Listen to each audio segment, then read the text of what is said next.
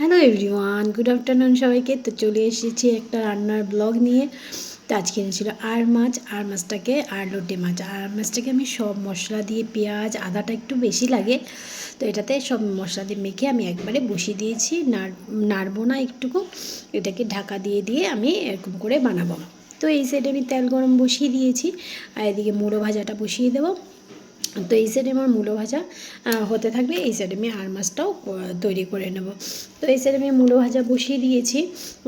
ঠান্ডার দিনে মূলো ভাজা খেতে অনেক বেশ ভালোই লাগে, ধনেপাতা দিয়ে, কাঁচা লঙ্কা দিয়ে, আর মসুর ডাল পাতলা করে তো হলে অনেকই ভালো হয়। তো এই দিয়ে আমি মূলো ভাজার মধ্যে দিয়ে দিচ্ছি হলুদ, লবণ। আর এদিকে আমার দেখো আর মাছের ঝোলটা আমার হয়ে গেছে। তো দিয়ে দিয়েছি ধনেপাতা দিয়ে, এটাকে নামিয়ে নিয়েছি। কালারটা দেখতে অনেক সুন্দর হয়েছে বন্ধুরা। তো কে কে এরকম করে আর মাছটা বানাও, তো আমাকে অবশ্যই কমেন্ট করে জানাবে। এই সাইডে আমার মূলো ভাজাটাও হচ্ছে, আর এই সাইডে আমি পনিরের তরকারিটা বানিয়ে নেব। পনির, তো এর জন্য আমি পনিরটাকে আগে প্রথমে ফ্রাই করে নেব। তো পনিরটা ফ্রাই এদিকে বসিয়ে তারপরে এদিকে আমি মূলোতে দিয়ে দিয়েছি ধনেপাতা। মূলো ভাজাটা আমার হয়ে গেছে কমপ্লিট। তো এদিকে আমার মূলো ভাজাটা দেখো দেখতে দারুণ হয়েছে। আর সকালবেলা বানিয়েছিলাম ডাল, তো আজকে একদম জমে যাবে খাওয়াটা। তো এই দিয়ে আমি আলু পনিরের জন্য বসিয়ে দিয়ে দিয়েছি জিরে গুঁড়ো, ধনে গুঁড়ো, আর পেঁয়াজ বাটা, একটু রসুন বাটা, আর একটু আদা আর টমেটো। তো এগুলোকে ভালো করে ফ্রাই করে নেবো। তো আলুটা আমার ফ্রাই হয়ে গেছে। তো এখন দিয়ে দেবো এটার মধ্যে জল।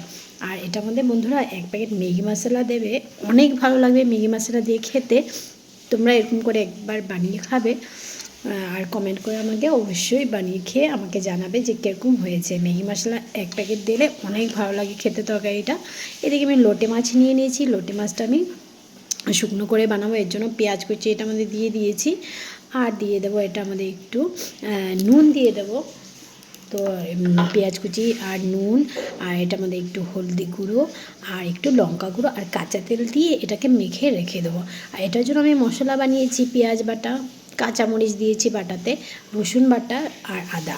তো ভেবেছি আজকে মশলাটা এটার সঙ্গে মাখবো না, আলাদাভাবে এটাকে একটু ফ্রাই করে নেবো। তো দিয়ে দিয়েছি তেলের মধ্যে দিয়েছি কুচানো পেঁয়াজটা একটু ভেজে নেব, তারপরে মশলাটা দিয়ে দেবো। তো এদিকে দেখো আমি পেঁয়াজ দিয়ে দিয়েছি, পেঁয়াজটা একটু নাড়িয়ে চাড়িয়ে তারপরে আমি যেই মশলাটা করে রেখেছিলাম সেটা দিয়ে দেবো। তো এদিকে আমার পেঁয়াজ ভাজাটা প্রায় হয়ে গেছে, এখন দিয়ে দেবো মশলাটা। তো মশলাটাও একটু নেড়ে চেড়ে তারপরে আমি ওই লোটে মাছ মাখাটা আমি দিয়ে দেবো। তো আজকে একটু অন্যভাবে বানাচ্ছি, অন্যদিন আমি মশলার সঙ্গে মেখে বানাই। তো আজকে মশলাটাকে আগে আমি কষিয়ে নেব ভালো করে, তারপরে আমি লোটে মাছটা দিয়ে দেবো। তো এইদিকে আমি মশলাটা ভালো মতন আমার একটু কষে গেছে, তারপরে দিয়ে দিয়েছি সেই মাখানো লোটে মাছটা। তো লোটে মাছটা বেশি নাড়ালে ঝুড়ো বানাবো না, এর জন্য মানে গোটা গোটা যেরকম থাকে, আস্ত থাকে, সেরকম করে বানাবো। তো বেশি হিলাবো না। তো এই একবার জাস্ট উল্টে দেবো, তারপরে ঢেকে দেবো, বাস। আর নাড়বই না এটাকে। তারপরে ধনেপাতা দিয়ে নামিয়ে নেবো। এটা মানে আমি জিরে গুঁড়ো দিইনি, ধনে গুঁড়ো দিইনি, এরকমভাবেই বানিয়েছি। এদিকে আমার পনিরের ঝোলটাও হয়ে গেছে, এদিকে ধনেপাতা দিয়ে দিয়েছি আমি পনিরের তরকারি। এদিকে আমার লোটে মাছটাও হয়ে গেছে, লোটে মাছের মধ্যেও আমি ধনেপাতা দিয়ে আমি এটাকে, দেখো বন্ধুরা কি সুন্দর হয়েছে কালারটা দেখতে, আর খেতেও বেশ হয়েছিল। তো এদিকে আমার লোটে মাছটা হয়ে গেছে, এখন এটাকে নামিয়ে আমি চিকেন এনেছিল আজকে ফার্মের মুরগি, তো ভেবেছি কি বানাবো।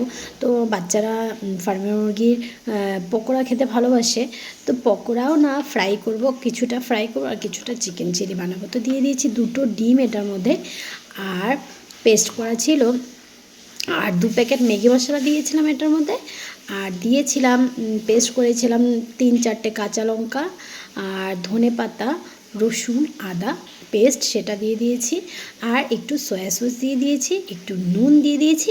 এখন দিয়ে দেবো একটু কর্নফ্লাওয়ার আর একটু ভিনেগার আর কর্নফ্লাওয়ার দিয়ে এটাকে ভালো করে ম্যারিনেট করে কিছুক্ষণ রেখে দেবো। বেশ যত তুমি রাখবে তত এটা সফট হবে ভালো।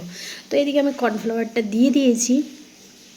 কর্নফ্লাওয়ারটা একটু বেশি লাগে, কেন অনেক বেশি চিকেনটা একটু বেশি ছিল, তো এর জন্য একটু বেশি লেগেছে কর্নফ্লাওয়ারটা। তো কর্নফ্লাওয়ার দিয়ে ভালো করে মেখে এটাকে কিছুক্ষণ আমি ম্যারিনেট করে রেখে দিয়েছিলাম। তারপরে আজকে যেহেতু সানডে দেরি করা বেশি চলবে না, তো বেশিক্ষণ রাখি নেই, অল্প কিছুক্ষণ রেখেছিলাম, তারপরে ফ্রাই বসিয়ে দিয়েছি। দেখো বন্ধুরা আমার ফ্রাই চিকেনটা কীরকম লাগছে। তো ফ্রাই করে নামিয়ে হাফ খাওয়া আমাদের হয়ে গেছে, বাচ্চারা খেয়ে নিয়েছে। বাচ্চারা গন্ধ পেয়েই চলে এসেছে যে জেম্মা তুমি কী বানাচ্ছো, চিকেন বানাচ্ছো। তারপরে কি করেছি, ওদেরকে ফ্রাই দিয়ে এই যে অল্প রয়েছে, তো আরও ফ্রাই করছি। তো চিকেন চিলিটা প্রিপেয়ার আমি করে নিয়েছি, চিকেন চিলি হয়ে গেছে। তো আমার রেসিপিটা, তোমাদের রেসিপিগুলো কেমন লেগেছে, আমার ব্লগটা কেমন লেগেছে অবশ্যই কমেন্ট করে জানাবে। ভালো লাগলে লাইক কমেন্ট করবে আর সাবস্ক্রাইব করতে একদম ভুলবে না। আজকের জন্য টাটা।